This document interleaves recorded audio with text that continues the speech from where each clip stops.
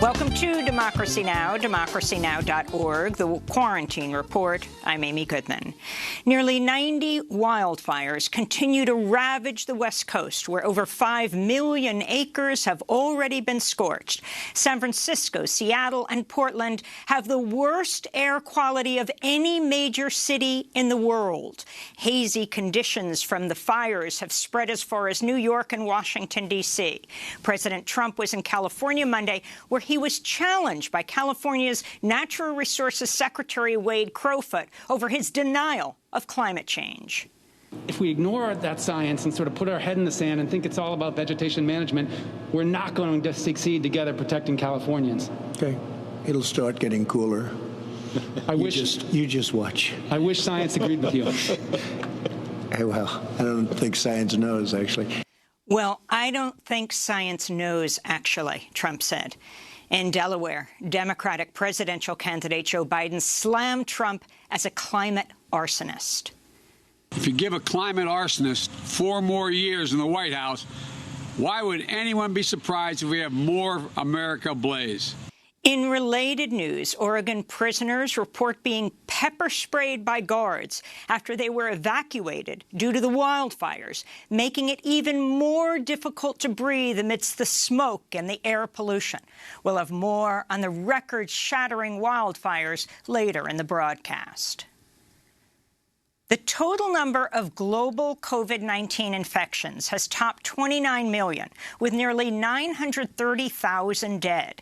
The CEO of the world's largest vaccine manufacturer, Serum Institute of India, has told the Financial Times it might take up to 5 years to vaccinate everyone in the world once a COVID-19 vaccine is approved if it's a 2-dose vaccine. In other COVID-19 news, infection levels are spiking in the Midwest as North Dakota, South Dakota, Missouri, and Iowa report record levels of infections. In New York City, at least 55 public school staff have recently tested positive for COVID-19.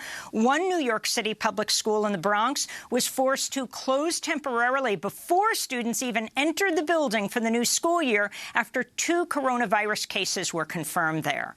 Meanwhile, the American Academy of Pediatrics and Children's Hospital Association is estimating nearly 550,000 children in the United States have tested positive for the virus since the beginning of the pandemic. This comes as the U.S. death toll approaches 195,000, the highest in the world by far. On Monday, CNN aired new audio from journalist Bob Woodward from an interview he did with President Trump on April 13th. At the time, Trump was publicly urging the U.S. economy be reopened, but privately, Trump compared COVID-19 to the plague.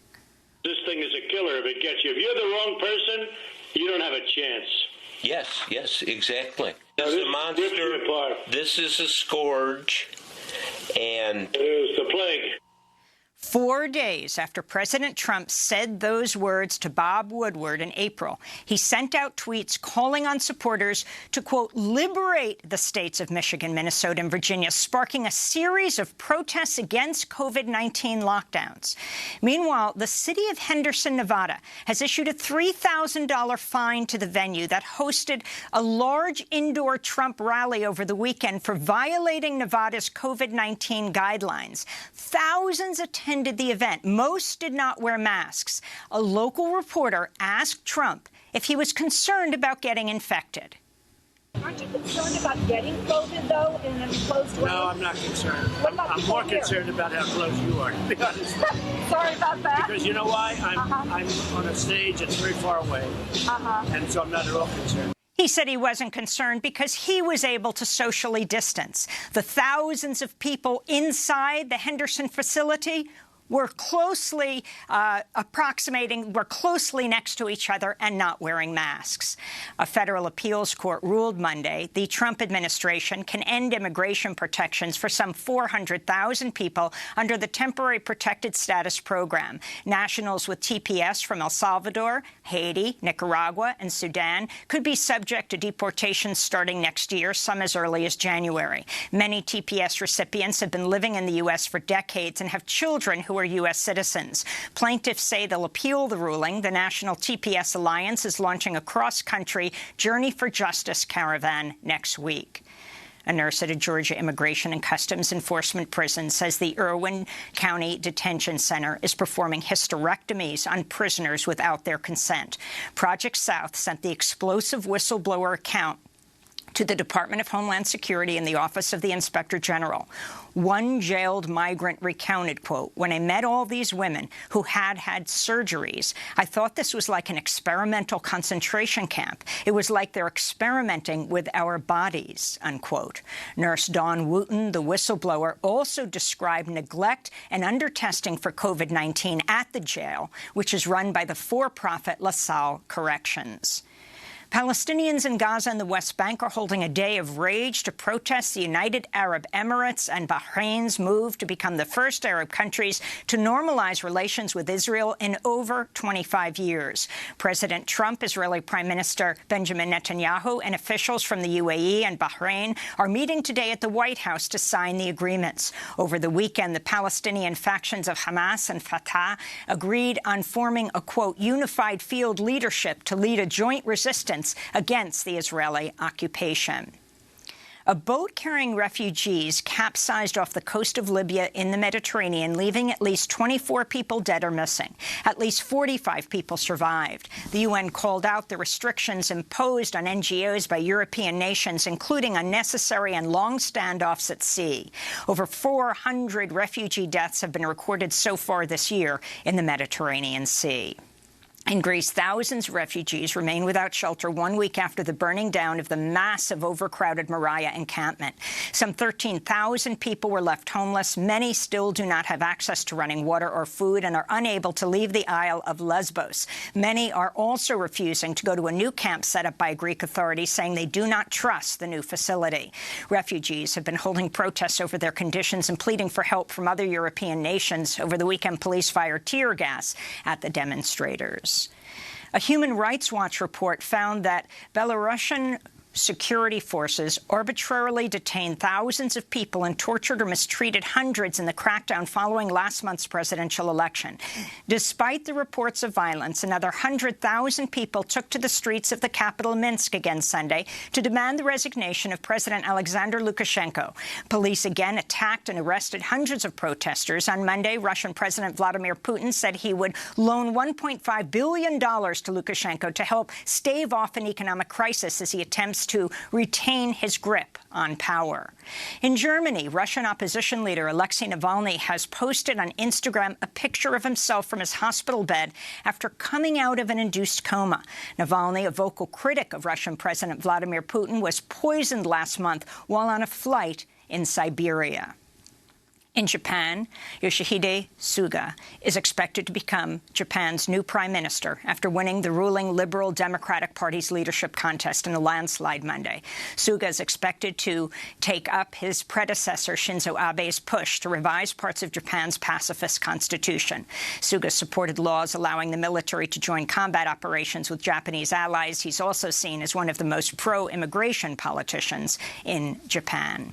A large chunk of ice, twice the size of the island of Manhattan, has broken off the Arctic's largest remaining ice shelf in Greenland. Last month, scientists said Greenland's ice sheet has shrunk past the point of return. In related news, U.S. government scientists said this summer broke the record for hottest ever in the Northern Hemisphere.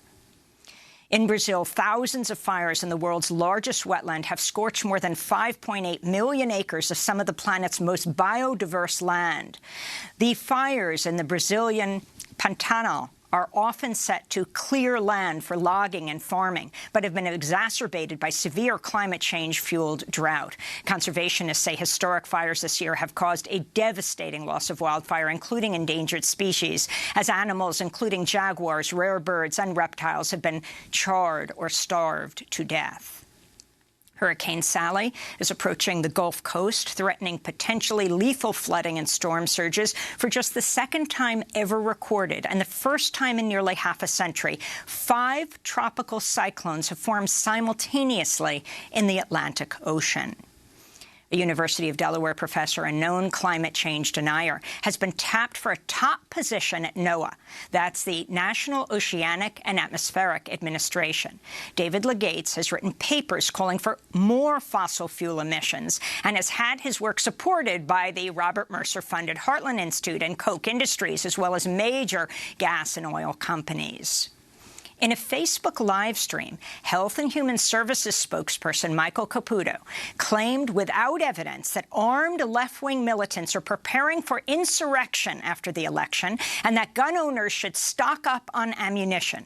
He said Joe Biden would refuse to concede the election and that, quote, when Donald Trump refuses to stand down at the inauguration, the shooting will begin. Caputo also spewed conspiracy theories related to the coronavirus pandemic, accusing government scientists of sedition against Trump and members of the CDC of forming an anti-Trump resistance unit within the CDC to undermine Trump. Separately, Michael Caputo went on a Twitter rampage in which he called for tear-gassing reporters, among other things. His account appeared to have been disabled on Monday. Meanwhile, House Democrats say they're investigating a recent report that political appointees at HHS, including Michael Caputo, have reviewed and altered weekly coronavirus reports from the Centers for Disease Control in order to support Trump's optimistic messaging about the pandemic. A federal judge has blocked the Trump administration from enforcing new asylum restrictions after it ruled Chad Wolf is likely serving unlawfully as acting secretary of the Department of Homeland Security. The House Homeland Security Committee subpoenaed Wolf to testify this week over whistleblower allegations that he told HHS officials to alter intelligence. And 8 people were arrested in Lancaster, Pennsylvania on Monday as protesters took to the streets following the fatal police shooting of 27-year-old Ricardo Munoz. Police also used tear gas and rubber bullets on crowds. Body camera footage shows a police officer shooting Munoz, who's holding a knife after responding to a domestic disturbance complaint. Munoz's family said he suffered from schizophrenia and paranoia. And those are some of the headlines. This is Democracy Now!, democracynow.org, The Quarantine Report. I'm Amy Goodman in New York, joined by my co-host Juan Gonzalez at his home in New Brunswick, New Jersey. Hi, Juan. Hi, Amy, and welcome to all of our listeners and viewers across the country and around the world. Well,